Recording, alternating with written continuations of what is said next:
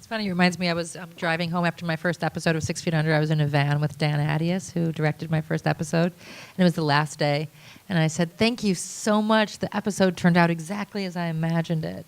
He was like, that is the biggest insult you could have ever given me. I was like, why? And he's like, well, you wrote it, but then, all these people came to it, and these technicians and a production designer built the treehouse, and I came to the set every day, and the actors brought their stuff to it, and hopefully the thing that you imagined got, 100,000 times better every day that somebody brought. And I was like, yeah, you're right. From the director's point of view, the chief difference is that when you are making a film, you are kind of building it from the ground up, and you're responsible for every decision, every hire, every casting choice. Everything that appears on screen is there because you want it there.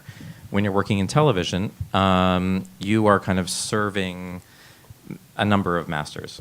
The shows that I've worked on, I mean, they've all been shows where everyone wants it to succeed. They want it to work. And so you have this fantastic group of collaborators that is there for you to work with if you're open to it. And it's the same thing on documentaries. A lot of times on documentaries, people come in because they care about the subject. They're not necessarily, no one's living high on the hog from documentaries. But again, you have that willingness from the people you're working with, which is just so stimulating.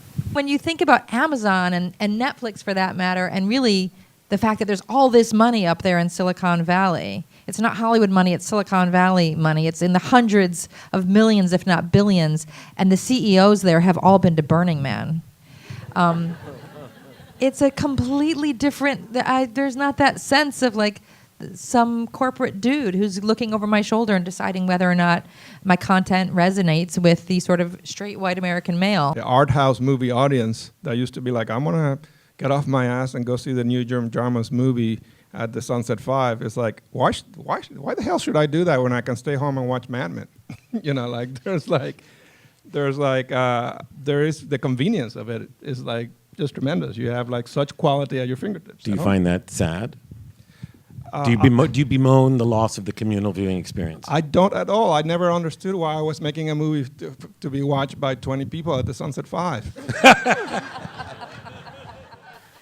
People are watching, like House of Cards. That was a huge decision that Netflix made when they decided to release them all at once. But I think that people are watching these things like in 2 days' time, sometimes in 1 day's time, and then the needle's in their arm for another year.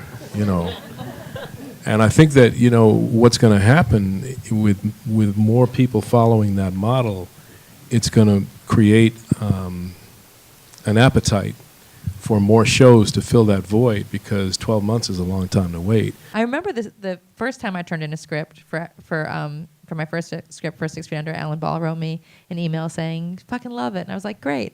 And then my second script I came to right after I turned it in, and you started just talking about, what we were going to fix. And I was like, oh, aren't you going to say it's good? And you're like, oh, you need a tongue bath every time?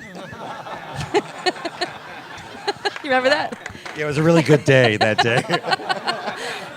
I was like, yeah, you're right. I don't need the tongue bath. What do we need to fix? Like, get a tongue bath from somebody else. If you're going to make art, if anybody's willing to watch your shit and then they're willing to think about it and tell you how to fix it, listen and fix it,